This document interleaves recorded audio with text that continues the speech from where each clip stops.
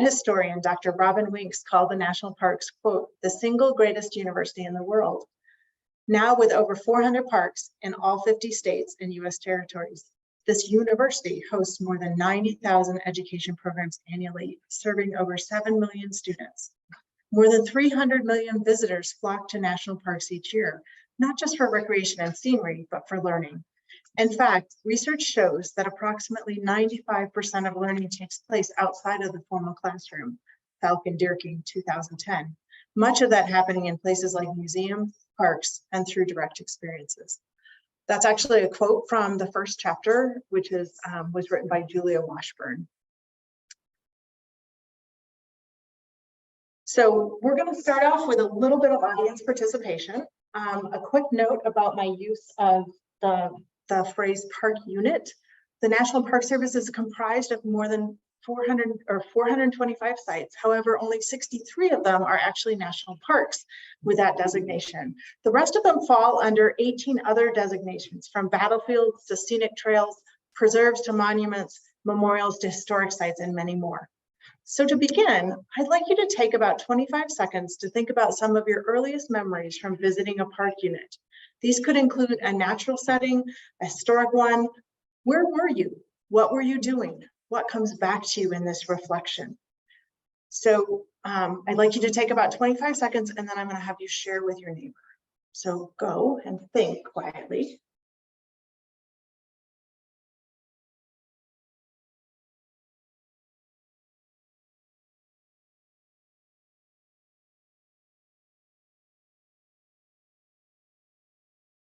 Okay, now in the next minute or so, share this with somebody nearby you.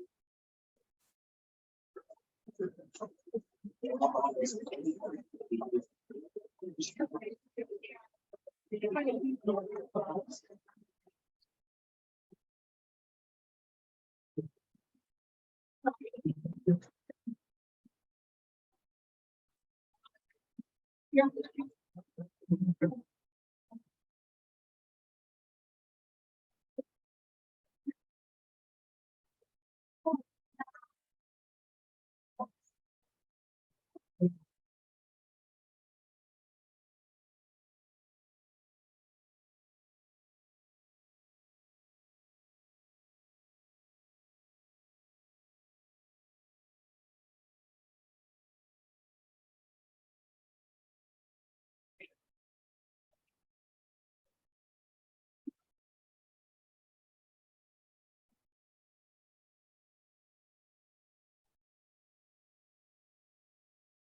Okay, take about 10 seconds to finish up what you're saying.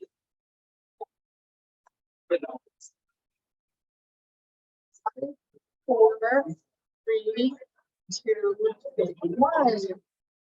Okay, I suspect that you shared memories about what you experienced and maybe about what you learned. Would anybody like to share what their partner shared with them?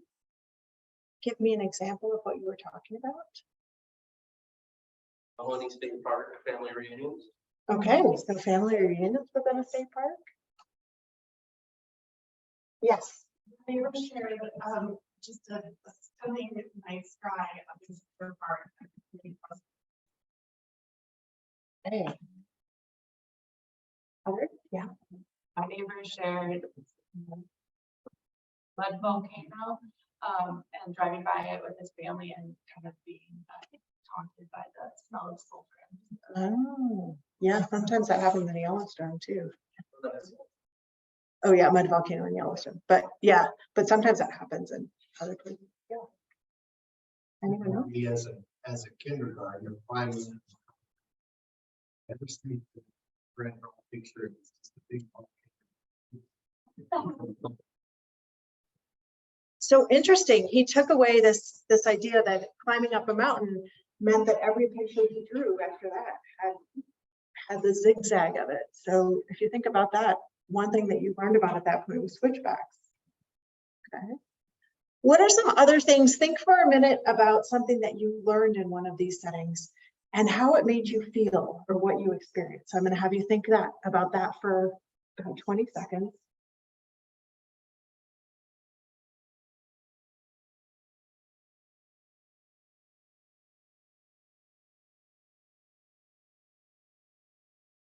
Okay, now share this with a different person. Something you've learned.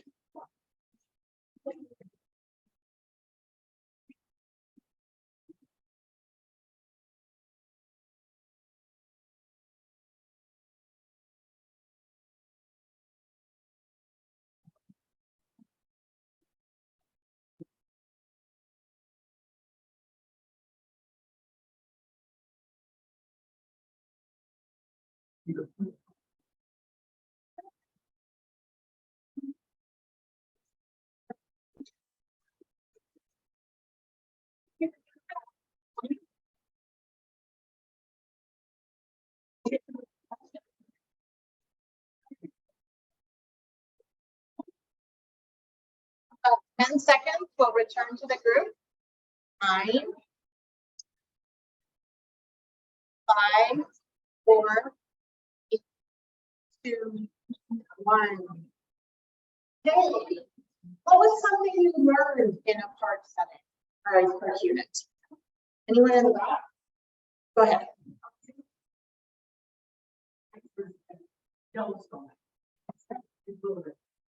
Hey. So she spoke about the beauty of the geysers at Yellowstone. I'm repeating because I realize people on Zoom won't hear. Yes. I think I was in Yosemite in the snow as a really little kid and seeing animals in winter in the snow and realizing there are other animals that can't go inside in the winter necessarily and represented the different ways that animals feel in winter. Great. So she was talking about animals dealing with winter and snow and how she realized as a small child that they couldn't go inside. Go ahead. Ketchimakuchik up in Nova Scotia. There's petroglyphs that show the earliest sailboats that came across from Europe. Yeah, it's just interesting seeing a 500-year-old drawing of the rocks. How did that make you feel? I mean, just made us feel, how young we were, even though it's sort of like a big metro. So he mentioned petroglyphs and them being so old and it made him feel so like as a country we're very young. Yeah. Go ahead.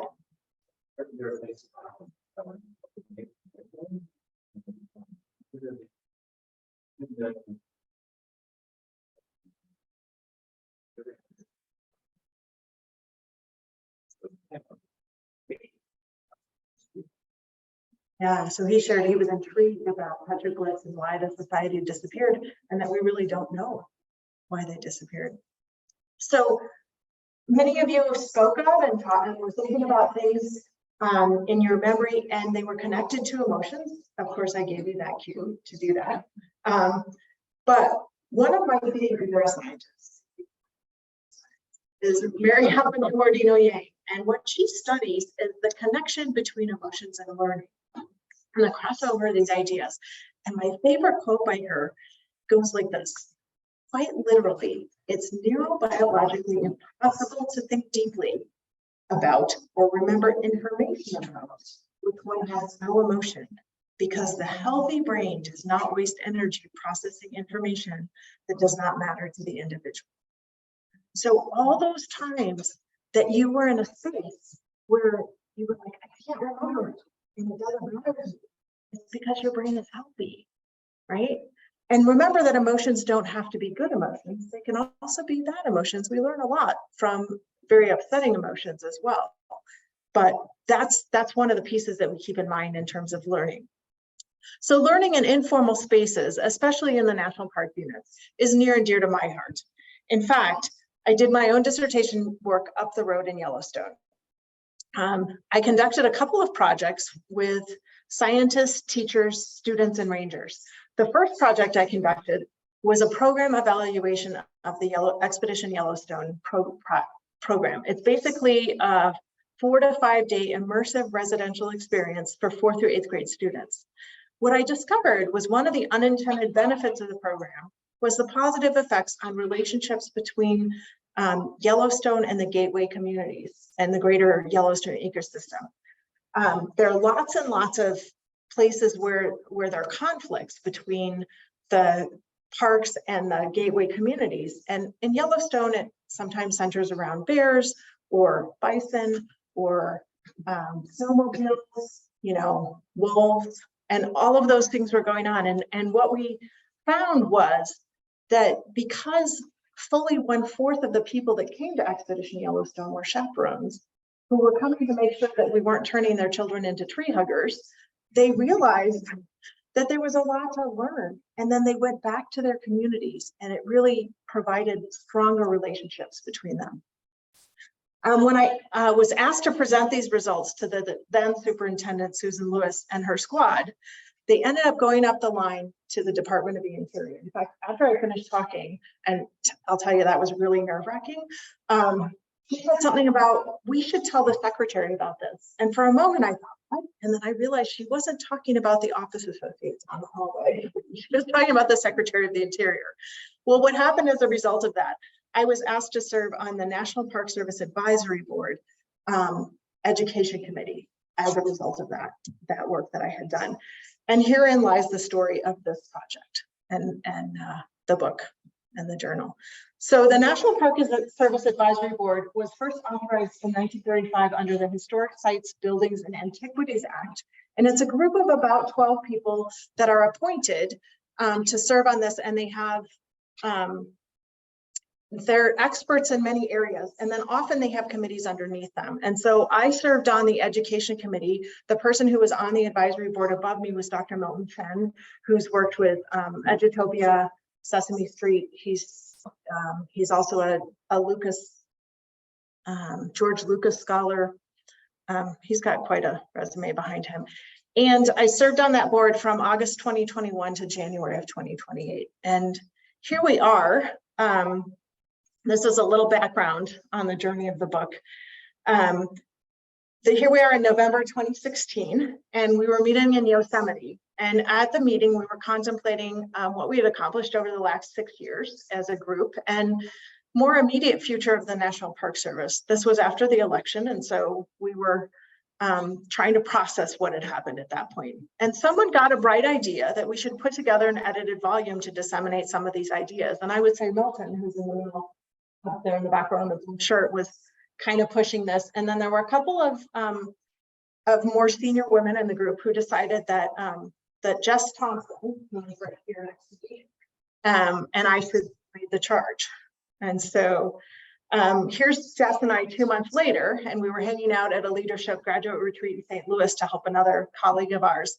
And I realized when I was looking for photos of us, there are very few photos of me and Jess sitting still.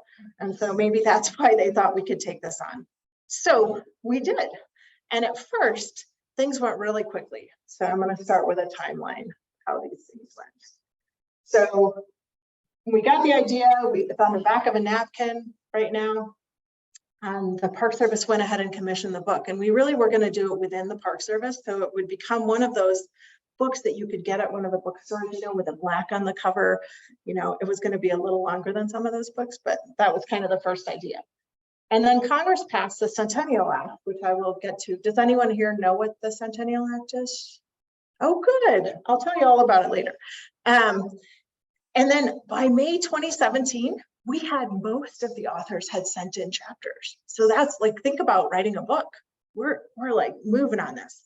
And so things are going well. We're doing editing, we're revising. We get together in Appleton, Wisconsin, of all places. It was one of the places that the three of us could meet. And we started working on these chapters.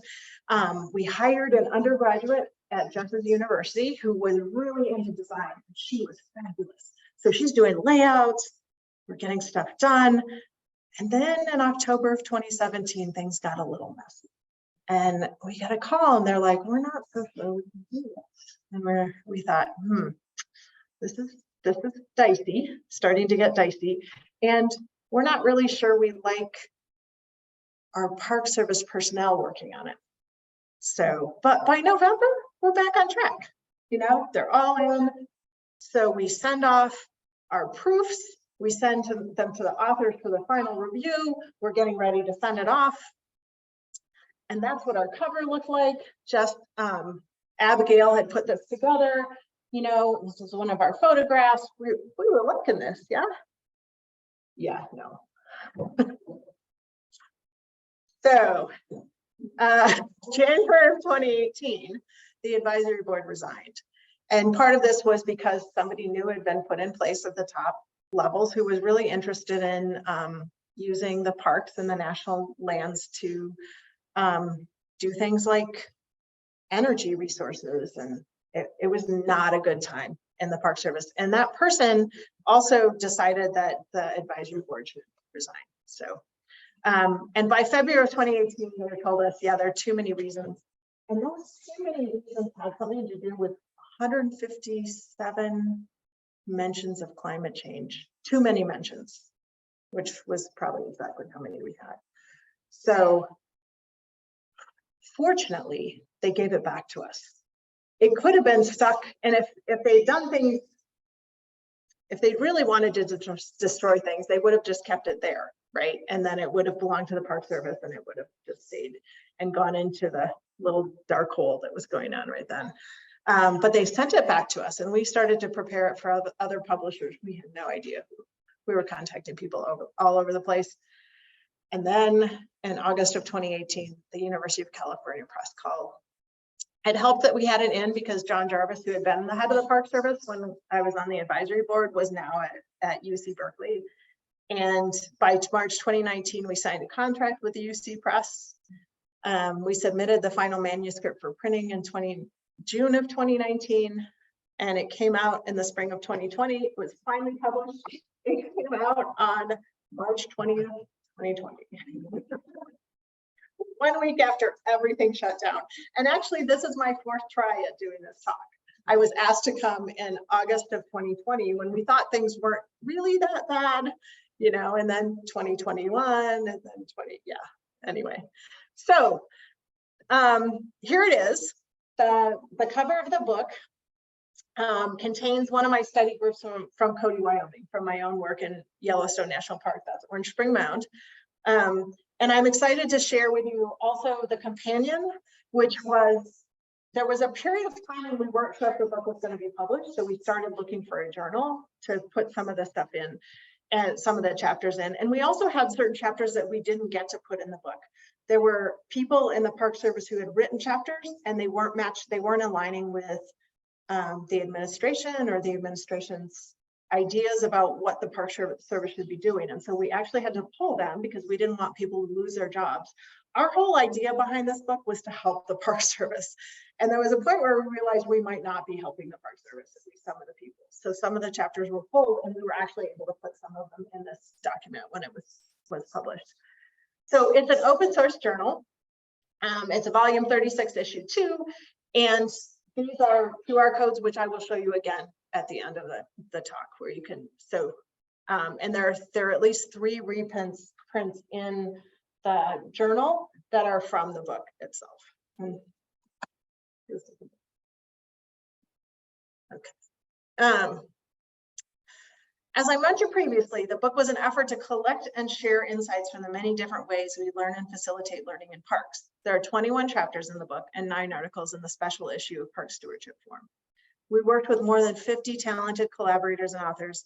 Each contributed expertise based on a variety of methodology, including in-depth case studies, rigorous literature reviews, participant observations, ethnographies, focus groups, interviews, survey data, analysis of historical documents, experimental design, and an economic valuation study. We actually had a group that tried to figure out how much the education, how valuable it is economically. The contributions hail from more than a dozen disciplines, including education and leadership, natural resources, museums and library sciences, health and wellness, economics and history, Indigenous and Native American studies, geography, hydrology, climate science, communication, and psychology. And the chapters and articles span the country. This was our vision initially, and it really did happen.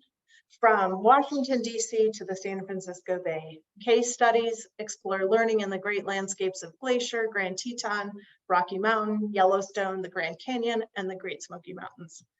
Other chapters take us deep into the cities, historical sites from the American Revolution, the Underground Railroad, the Civil War, and civil rights sites, including Martin Luther King Jr. National Historic Park in Atlanta, the Little Rock Central High School in Arkansas, and downtown New York City at the Stephen T. Mather Building Arts and Crafts, Stephen T. Mather Building Arts and Craftsmanship High School. After the book came out, we had a list of people to send it to, and we ended up sending it to 171 different people because that's how many units were listed. So both the book and the special issue of the journal are organized into 5 overarching categories. Each section offers in-depth academic insight as well as practical advice for fostering authentic, place-based learning and engagement in different contexts and with different content. In the following slides, I'll provide a glimpse of each section and the type of content you'll find both in the book and the journal. And the first slide will be the book and the second slide will be the journal. This picture and this one from the Long View of Learning is from Julia Washburn's chapter over the 100-year history and evolution of learning in the parks. This is one of the first ranger talks, sort of like this, which was the original and continuing staple of learning in the parks. This section of the book, though, starts to demonstrate the incredible range of types of learning that are taking place in our public lands now. This section takes us from thinking about heritage as a lens through which we see and comprehend our world, and how this notion of heritage helps us make the sense of the varied and difficult situations, exploring 180 miles of Civil War sites with middle school students as a way to deepen their personal understanding of this history, to exploring the power of perspective.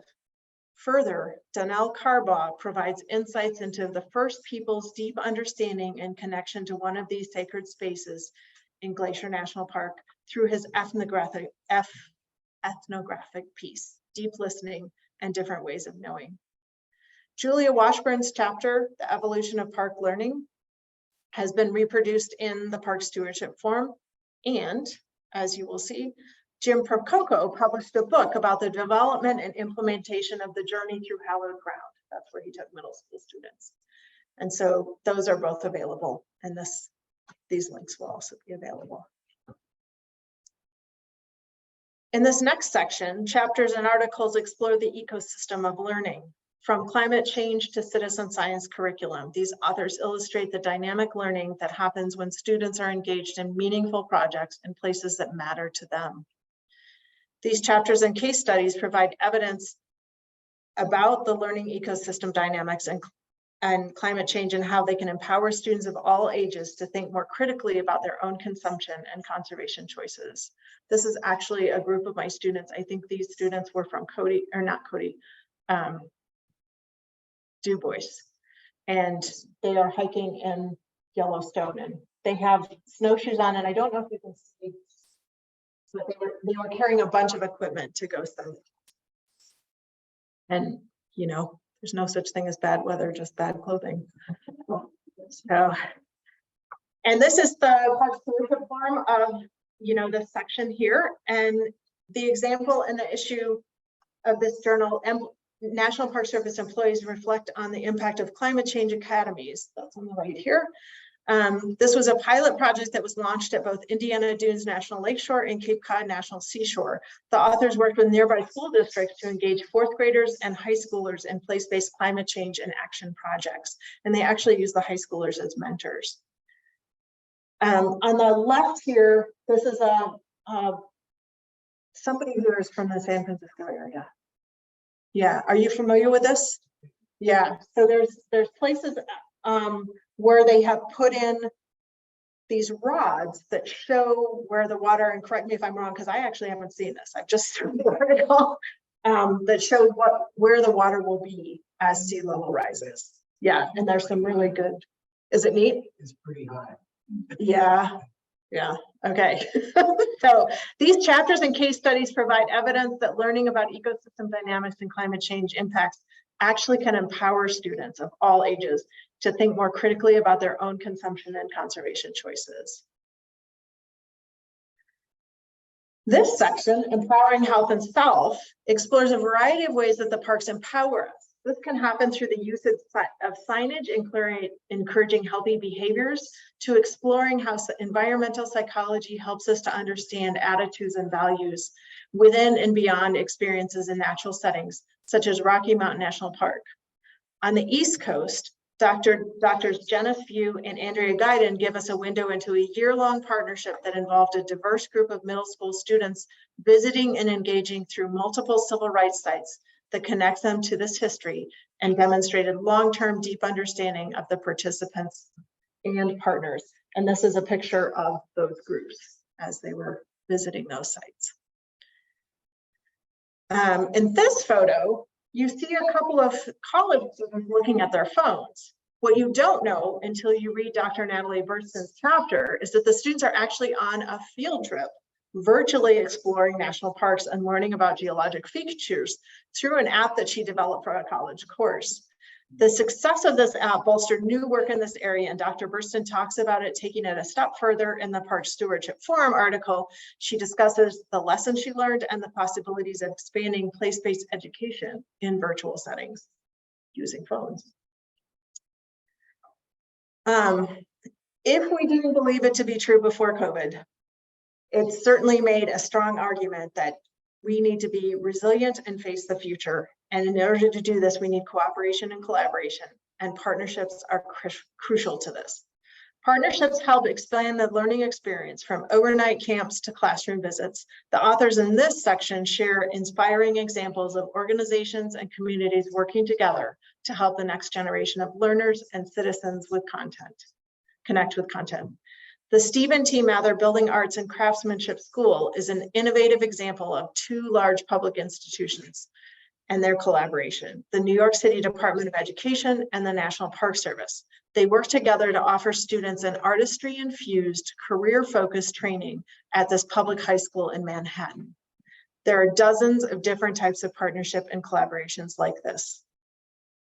The case study from Cuyahoga Valley in Ohio, it's about 45 minutes south of Cleveland, illustrates the importance of navigating shared responsibility and leadership in order to strengthen and the quality and reach of learning opportunities.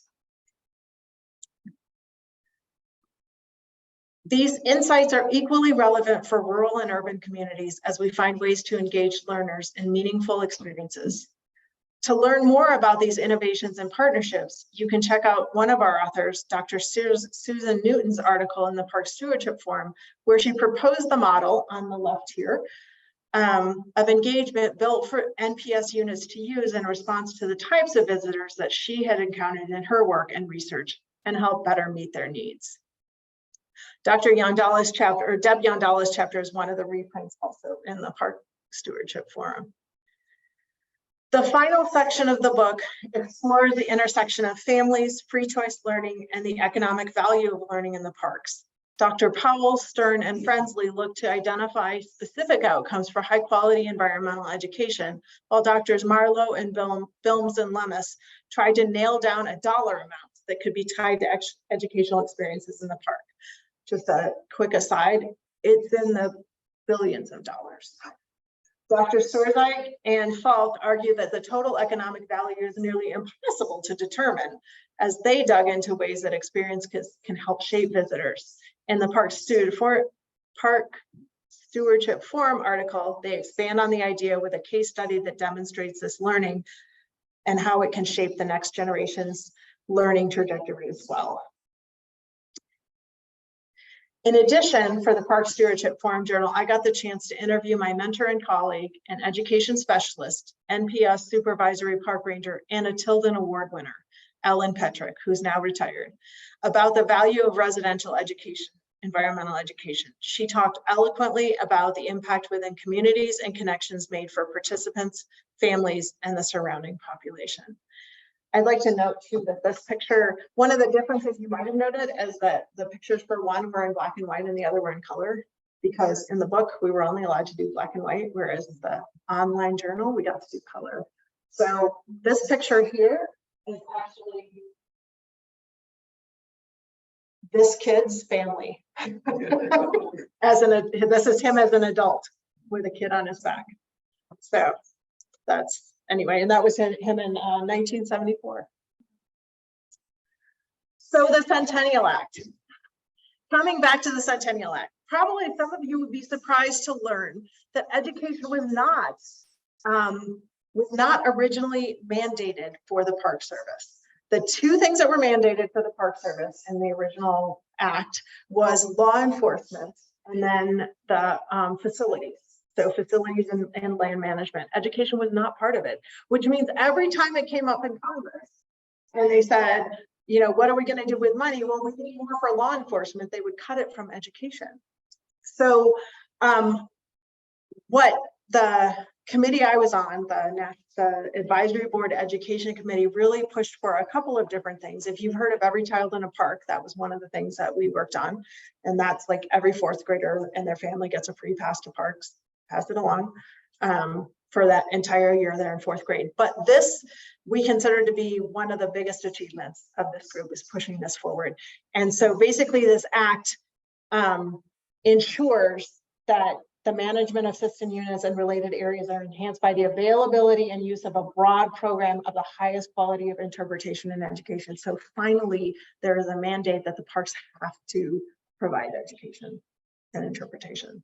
So that was a biggie, and that happened right at the end of the 44th Amendment. So since this book came out, there are 6 new units in the park. And so I just wanted to show you what was here. In September 2020, the Dwight D. Eisenhower Memorial became a memorial, part of the District of Columbia sites. Mill Spring Battlefield, which was a very contentious Civil War battle site, is now a unit. St. Genevieve National Historical Park in Missouri, I looked it up, and it was really hard to figure out what it was. It seems that there was a community there, and there's something about French influence, and nothing else is really laid out very much. And one of the things that I noted as I was looking this up was it takes about 10 years to get a unit off the ground. And that's what they said. We're not quite there yet. We're trying to figure this out, but there is a site, there's a nature welcome center, and they're starting to get off the ground. The Medgar and Merle Evers home and is a national monument in Mississippi now. That was in November of 2020. New Philadelphia National Historic Site. Has anyone heard of New Philadelphia? Neither had I. It turns out they haven't even yet acquired the land, but they've said that they're going to do it. It's cornfields right now, but it was one of the first Black communities in the United States. So that's, and then look, last week, the Emmett and Mamie Till Mobley National Monument is in Illinois and Mississippi, and that is intended to be an entire pathway. And so you probably saw stuff in the news. Did you? Yeah, but it was in the Jackson. Yeah. Excellent, excellent. And I heard Biden speaking, and this is really a cool thing. And so if there are people in the country that want to stop us from learning about our history, the National Park Service is not going to. We're going to continue to push these things forward because it's really important for all of us. So what will you learn in your National Park Service unit? This is a new unit that I've not been to. It's Joshua Tree National Park, and I made it there. Well, my husband and I made it there last March. And what can you add to the stories from America's Largest Classroom for Volume 2? We've talked about doing a Volume 2. I've also been asked to do a second volume for Park Stewardship Forum. So if you have any ideas about education that's going on that you think other people need to know about and learn about, let me know. I would love to know more. So huge list of people to thank. This was where it all began. On the napkin was from that actual restaurant. So that's me and Jess in the middle and Abigail on the side, and the dog. This is Abigail working. So these were some of the times when we were working on things. Couldn't have done it without all of them. Dr. Milton Chen, John Jarvis, that Claire and Zoe were actually graduate students of mine at the time, and they did massive editing for us and contacted people. My partner in crime, Joe, my husband, and all of our families, all of our animals, all of our colleagues. And thank you for inviting me to come here. So there's where you can order the book. There's where you can connect in with Park Stewardship Forum. You can either use the link or you can use your phone and get to it. So thank you very much.